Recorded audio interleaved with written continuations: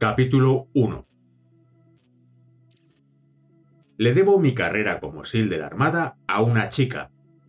No soy el primero y dudo que sea el último. Era más joven que yo, una morena con cara de supermodelo, fantásticos movimientos de baile y un rápido sentido del humor que me conquistó. La primera vez que intenté besarla, cerré los ojos demasiado pronto y le oí decir: ¿Qué haces? Voy a besarte. Si no me pides que salgamos, no, dijo ella. Entonces, ¿quieres salir mañana conmigo?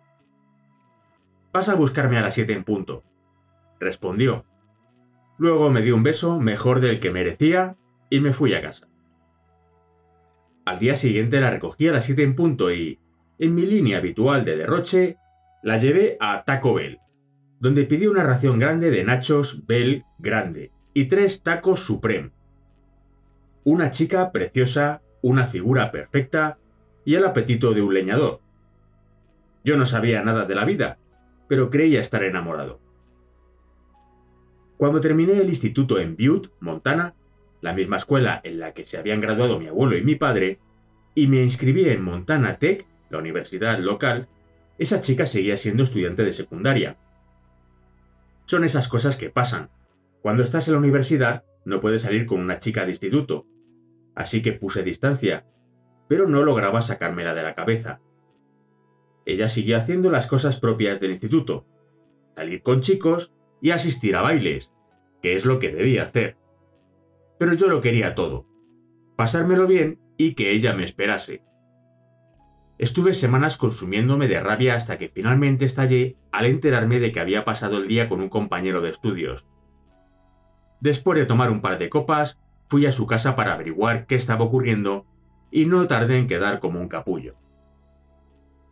Su padre, un italiano enorme con el pelo negro, un frondoso bigote y mandíbula prominente, era famoso en todo Butte por su dureza. Tenía una empresa que se dedicaba a levantar casas y trasladarlas enteras. Yo estaba convencido de que no tendría ningún problema para trasladarme a mí también, pero se apiadó. En lugar de dejarme inconsciente, lo cual habría estado más que justificado, me acompañó caballerosa pero firmemente hasta la puerta. Esa amabilidad desencadenó una especie de viaje astral. Cuando apartó sus garras de mi brazo y me empujó en medio de la oscuridad, me vi a mí mismo desde la distancia. La imagen no era agradable. Me di cuenta de que si ahora actuaba así, solo podía ir a peor. Acabaría como esos tíos que quedan para siempre en Butte lloriqueando por los viejos tiempos. De modo que lo supe.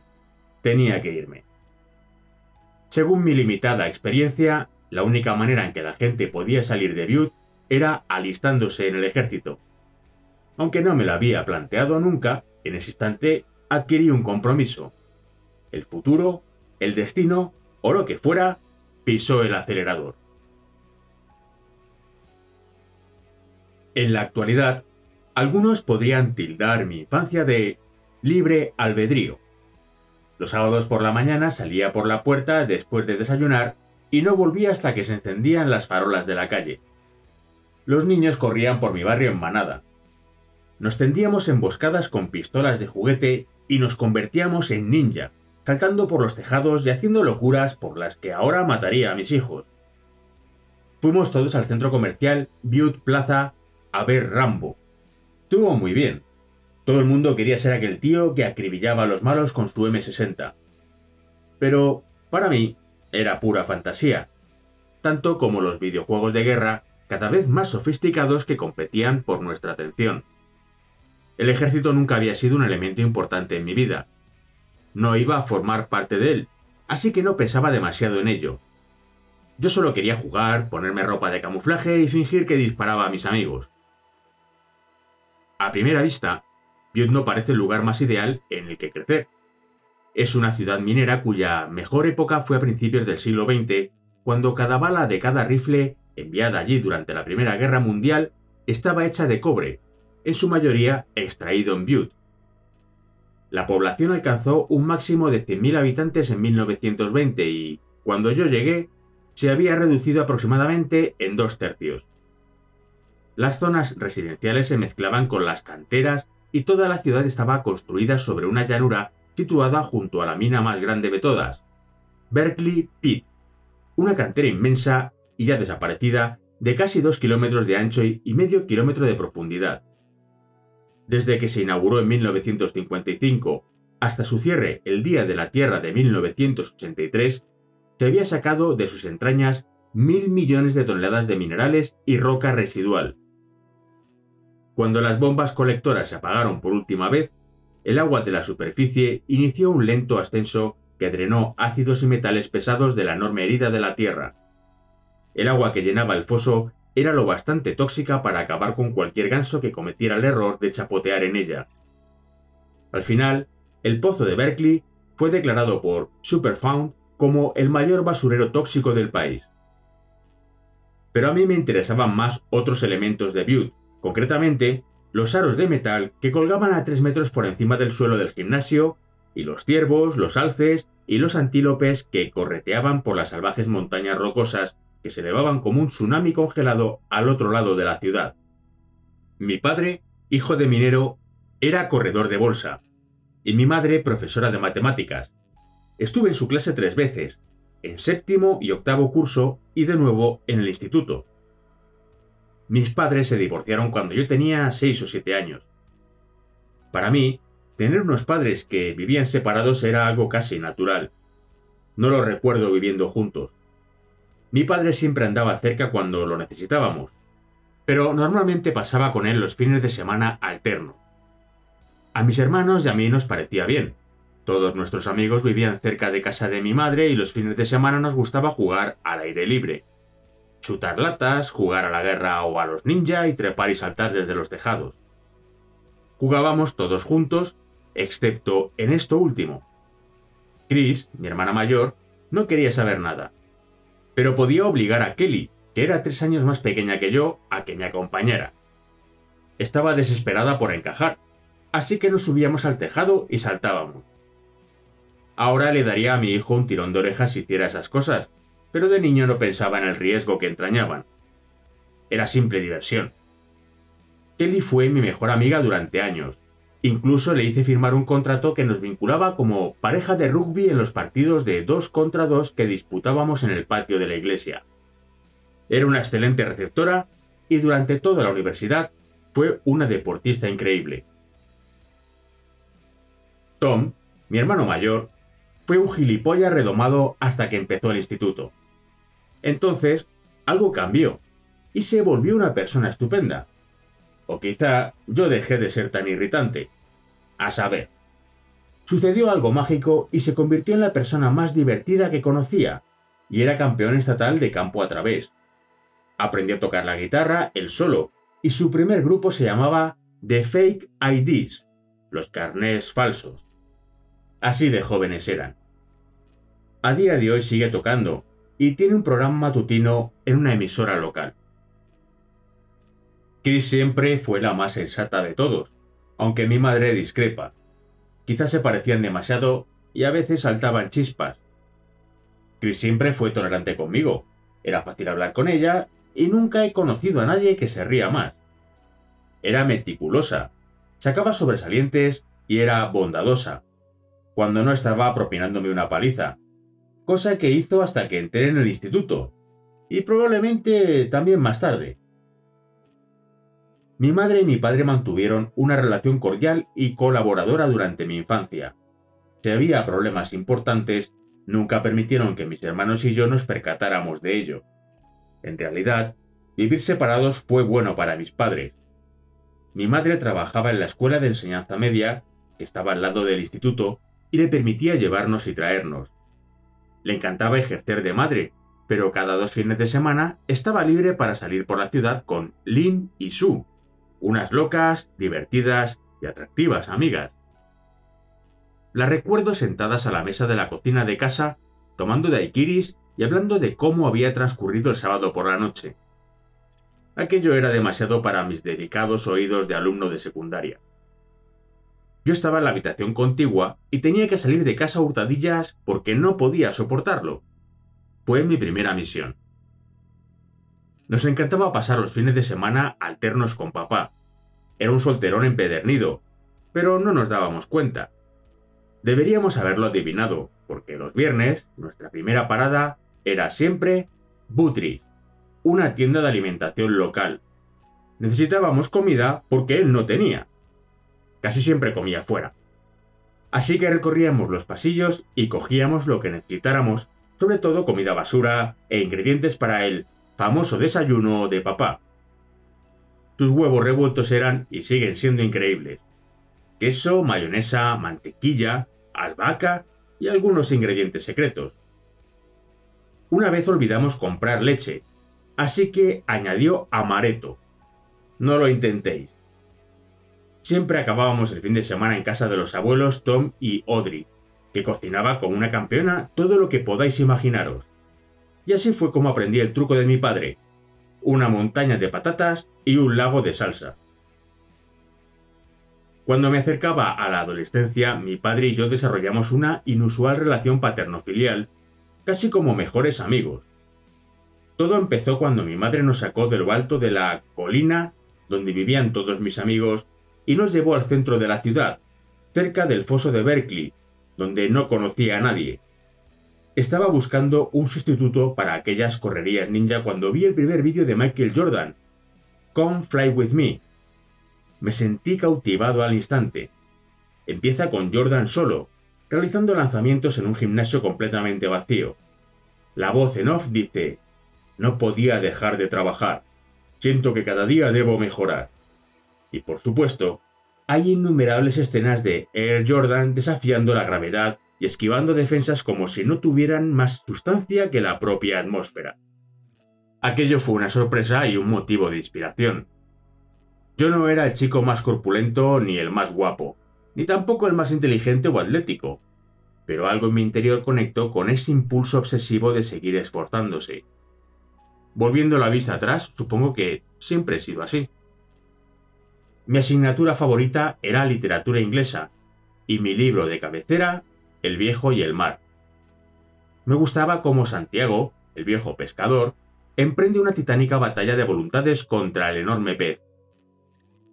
El sedal le ha destrozado las manos. Tiene tanta hambre que se alimenta de trozos de cebo crudo. No ha dormido y nota calambres musculares, pero prefiere morir a tirar la toalla. Esa actitud me atrajo. Yo no iba a pescar gigantescos peces espada en Butte, Montana, pero podía aspirar a ser como Mike. Había un colegio justo al lado de mi nueva casa, el Greeley Elementary, con una canasta de baloncesto al aire libre, así que le pedí a mi madre que me comprara una pelota. Iba cada día a jugar solo durante horas y probaba cuántos tiros libres seguidos podía encestar y trabajaba mi lanzamiento con suspensión, inclinándome hacia la izquierda y hacia la derecha. Mi padre, que por aquel entonces rondaba los 40 años, había jugado al baloncesto en la Universidad de Montana. Era un excelente jugador. Cuando descubrió lo que estaba haciendo me dijo: ¿quieres empezar a jugar? Practicábamos en un club deportivo del centro de Butte. Yo seguía lanzando a solas en la escuela primaria y luego mi padre me recogía y jugábamos en el club. Me pasaba 4 horas diarias, 7 días por semana, con una pelota de baloncesto en las manos o saliendo despedida de ellas. Cuando ingresé en el equipo del colegio, entrenaba con mis compañeros durante el curso y, al terminar, empezaba la temporada privada con mi padre, que iba a buscarme al colegio y me llevaba a la cancha cubierta. Practicábamos 2 o 3 horas, fintas, dejadas, 1 contra 1 y estridentes juegos de carga. Intentó enseñarme todo lo que había aprendido, trucos para despistar a tu oponente. Cuando finalmente estábamos agotados, mi padre decía: no podemos irnos hasta que uno de los dos enceste 20 tiros libres seguidos. Él me pasaba la pelota, me enfadaba si me hacía apartar los pies 1 centímetro de la línea, y yo lanzaba hasta que fallara. Luego era su turno. La primera vez tardamos 20 minutos en enlazar otros tantos tiros libres. Luego fuimos a cenar bistec para celebrarlo. Al día siguiente mi padre dijo: nos iremos cuando uno de los dos enceste 20, pero necesitamos 25 para el bistec. Cuando conseguimos 25, subió a 30, luego a 35 y luego a 40. Llegó un punto en que teníamos que encestar 70 tiros libres consecutivos para ir a cenar, y casi siempre lo conseguíamos. Creo que el récord de mi padre estaba en 90. El mío sigue siendo 105. Encestábamos muchos tiros libres. Cuando tenía 12 años, mi padre se divorció de su segunda mujer, y mi tío Jack, su hermano, lo convenció de que probara la caza a los fines de semana para no pensar en sus matrimonios fallidos. Por supuesto, yo lo acompañaría. Íbamos a la montaña en el Nissan de Jack. Al principio no sabíamos qué hacíamos. Allí arriba hay extensas llanuras con magníficos animales que corren a una velocidad endiablada. Los antílopes son el animal más rápido de Norteamérica. Gente montada en camionetas y todoterrenos los persigue y dispara en todas las direcciones. Si lo viera hoy desde la perspectiva de un instructor de tiro del Grupo de Desarrollo Especial de la Armada, reconocería la increíble falta de seguridad. Pero era apasionante, y al final se nos daba bien.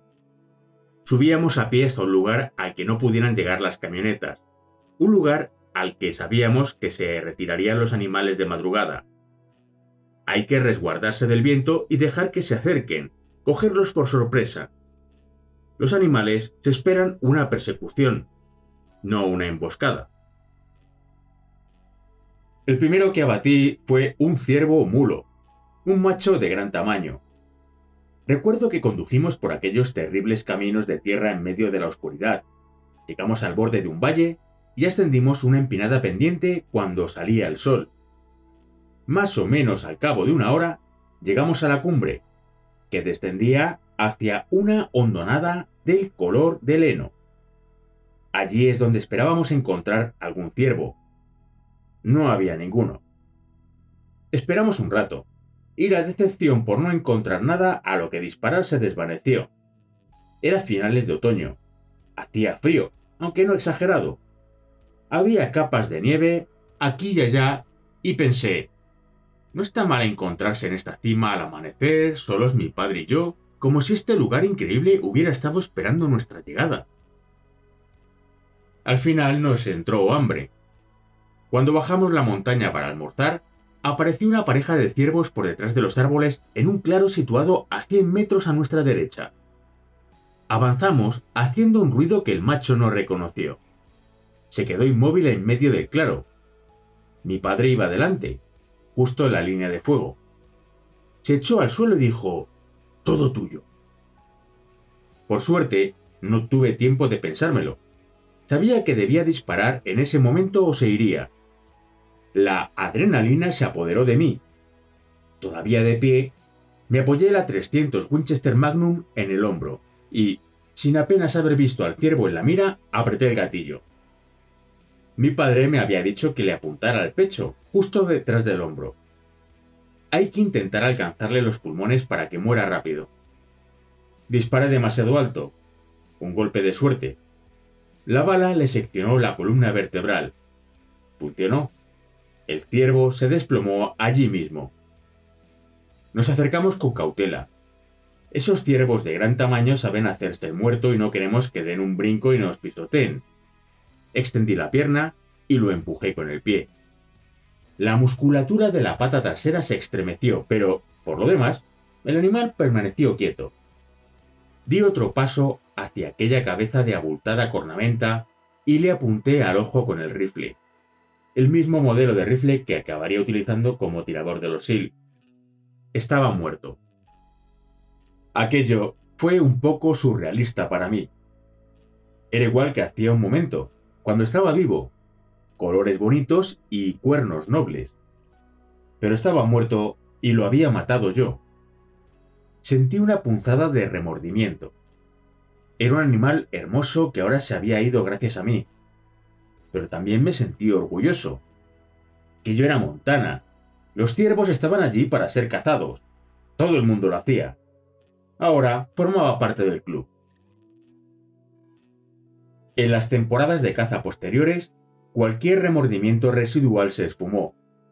Pronto se convirtió en una competición cada lunes en el instituto. Tal o cual ha matado un ciervo. El verdadero premio era el ciervo macho.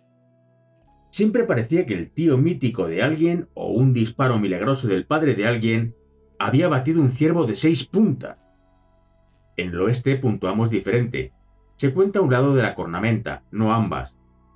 Un macho de 6 puntas tiene 12 en total. Es una criatura inmensa, rápida y esquiva.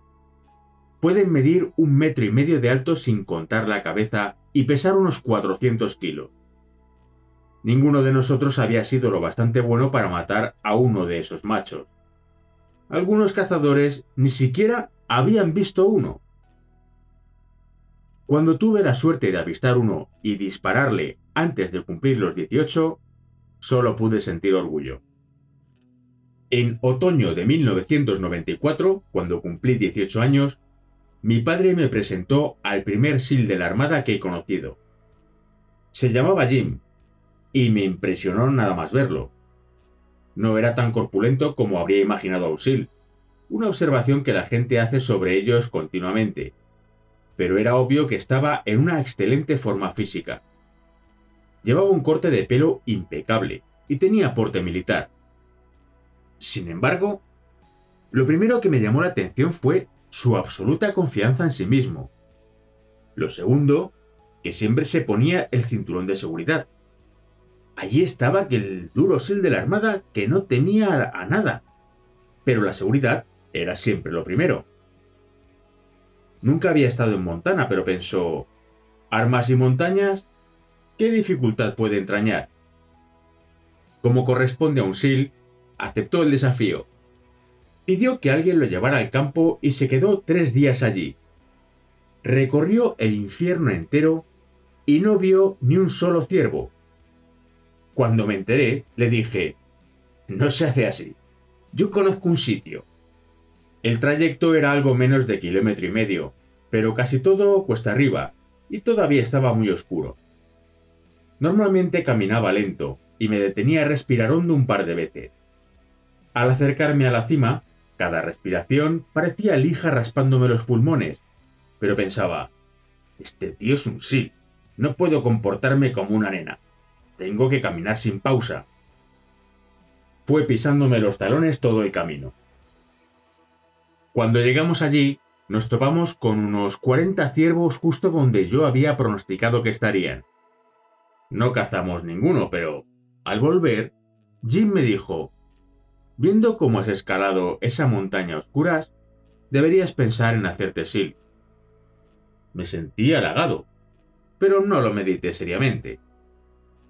Hasta que el padre de mi exnovia me echó con cajas destempladas en plena noche.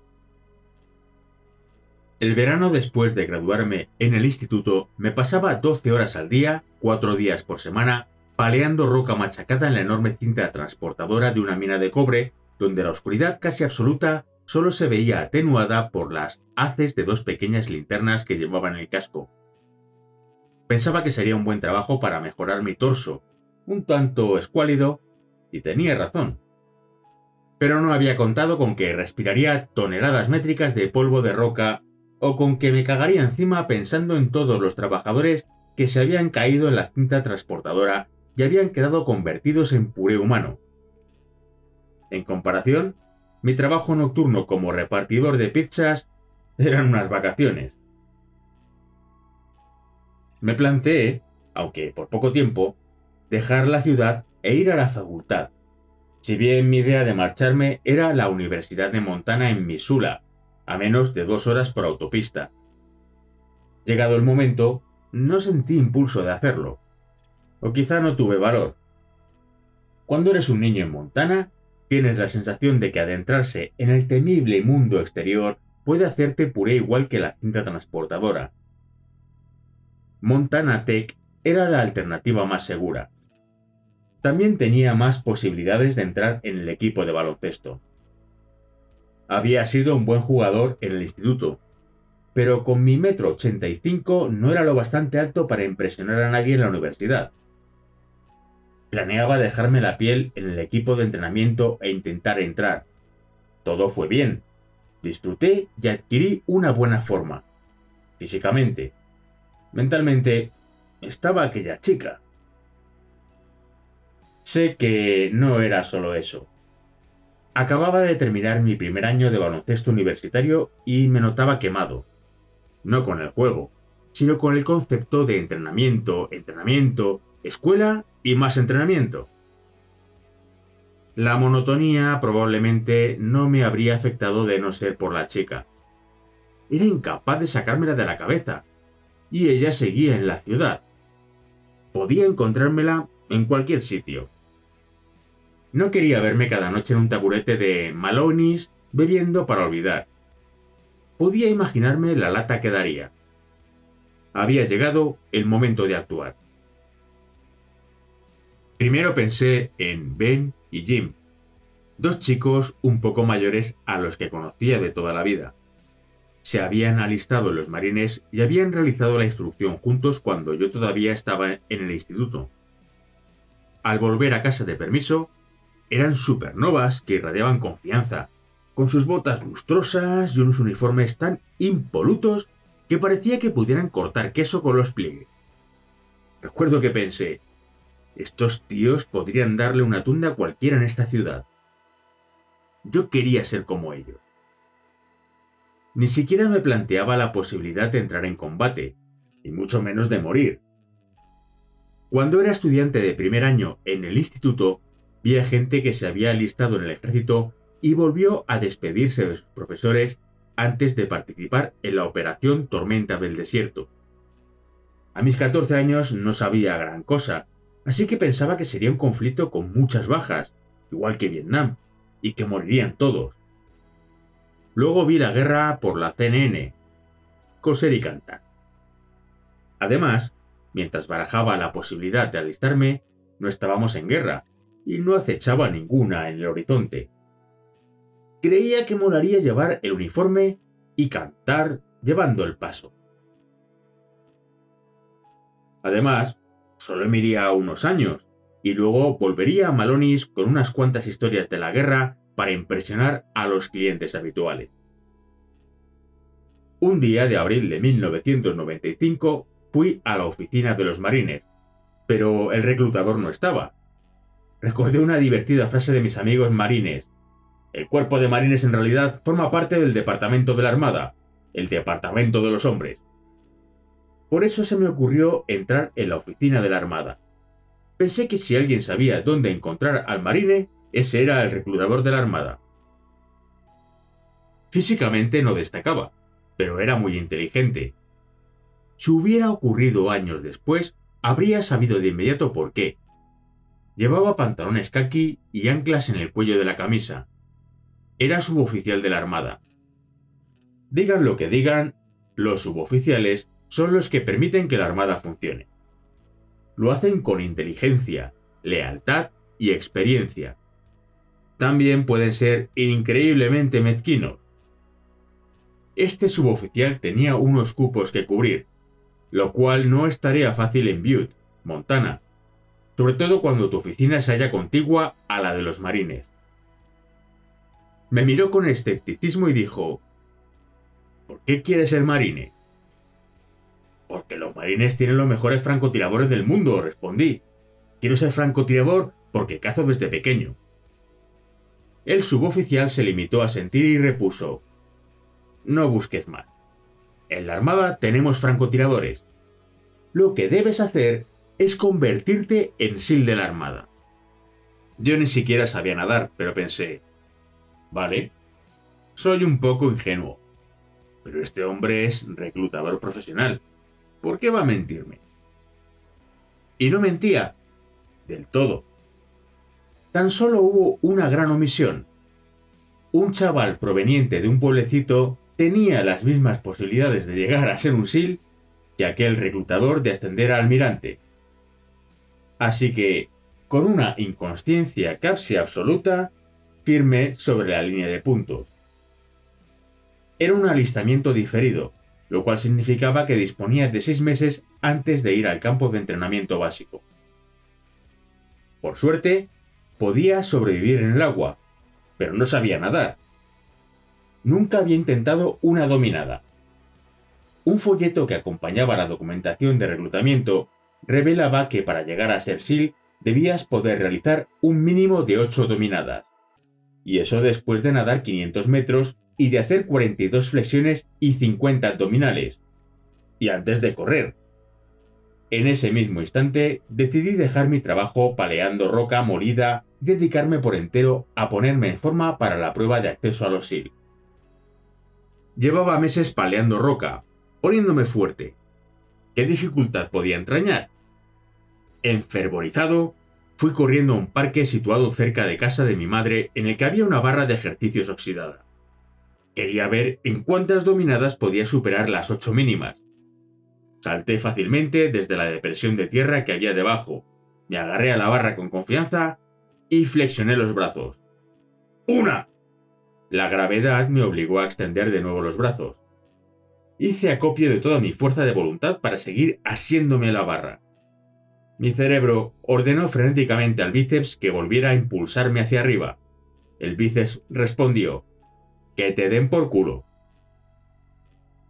Las palabras se formaron tan claramente en mi cerebro que es posible que las pronunciara en voz alta.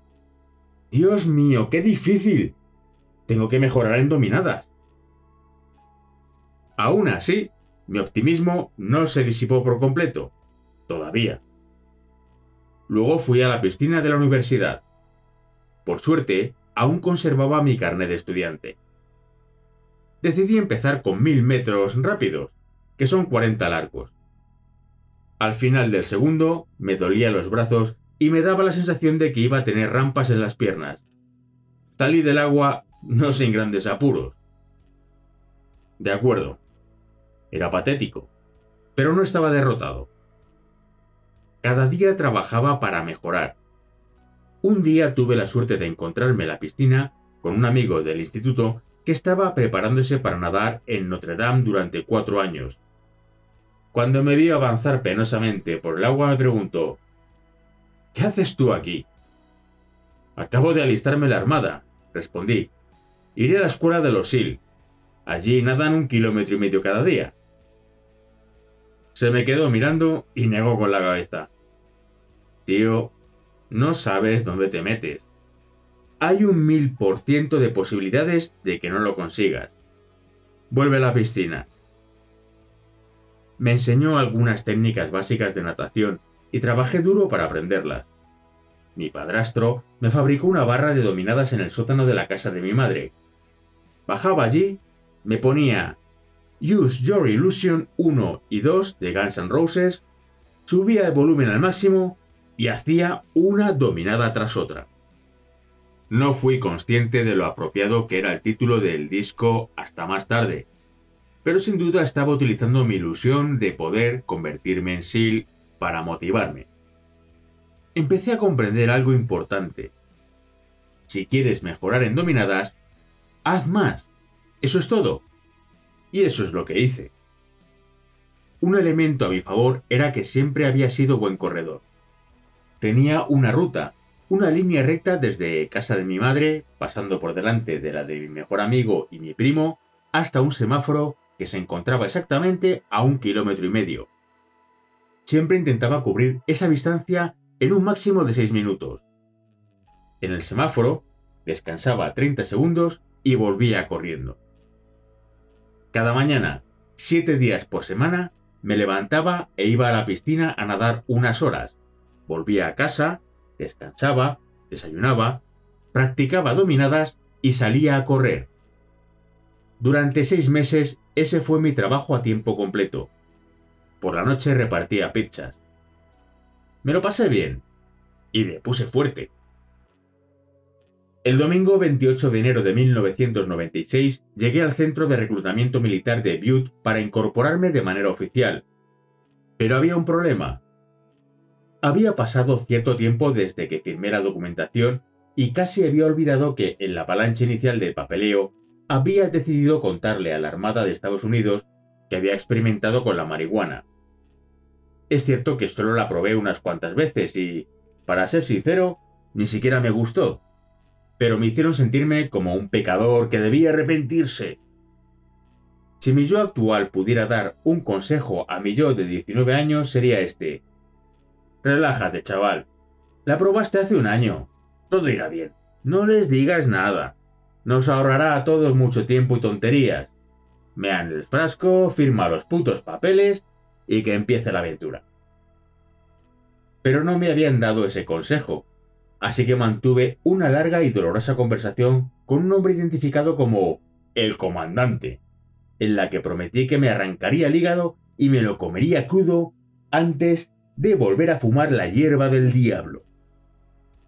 Estoy seguro de que él también tenía cosas mejores que hacer que hablar con un gamberro de 18 años procedente de Butte, como por ejemplo ir a fumar una pipa de agua. Total, que al final del día me permitieron incorporarme a la armada de aquel hombre. Todavía puedo verme jurando defender esta nación de todos sus enemigos, tanto extranjeros como nacionales. Llevaba una camiseta roja, muy elegante para un acto oficial. Por alguna razón, la Armada me reservó una habitación de hotel cerca del centro de procesamiento. Al día siguiente me trasladarían al aeropuerto. Probablemente querían tenerme vigilado, cerciorarse de que no iba a echarme atrás. Era la primera vez que estaba solo en un hotel. Me encontraba sentado en una habitación diminuta y deprimente, con la bolsa de viaje encima de la cama y pensé, ¿por qué voy a pasar mi última noche en la ciudad cuando puedo ir a casa de mi madre? Así que, aquella noche, con mi familia y mi mejor amigo a mi lado, vi a los Steelers perder contra los Cowboys en la Super Bowl 30. A la mañana siguiente vinieron todos a despedirme al aeropuerto Bert Mooney de Butte. Me sentí aliviado al descubrir a otro recluta en el mismo vuelo, un chico llamado Tracy Longmire. Había jugado al rugby en la misma universidad en la que yo practicaba baloncesto y era un fiera al que alineaban tanto de atacante como de defensa. El físico lo acompañaba. Tenía la cabeza rapada y era corpulento. Tenía pinta de malo y unos ojos penetrantes. Pero no era malo en absoluto. Fue una presencia tranquilizadora desde que lo vi. Aunque solo me llevaba 2 años, parecía un anciano sabio y era humilde, aunque podría haber mirado por encima del hombro a una persona ingenua como yo, y una persona generosa que daba buenos consejos. Parecía estar de vuelta de todo, y me alegré mucho de tenerlo allí. Cuando nos dirigíamos al avión, volví la cabeza para mirar a mi familia. Ellos se limitaron a observar sin decir nada. Finalmente, mi hermano Tom alargó el cuello y gritó: ¡Buena suerte, Rob! Nunca lo olvidaré. En realidad, Tom estaba pensando: buena suerte si te largas solo de esta ciudad. Ninguno de nosotros podía imaginar, soñar o tan siquiera alucinar que 15 años después me enfrentaría a un loco, al hombre más buscado del mundo, en el tercer piso de un complejo ultrasecreto situado en un país del que no había oído hablar y que, a consecuencia de ello, la gente abarrotaría las calles de Washington DC y Nueva York para lanzar vítores. Buena suerte, Rob. Desde luego, buena suerte.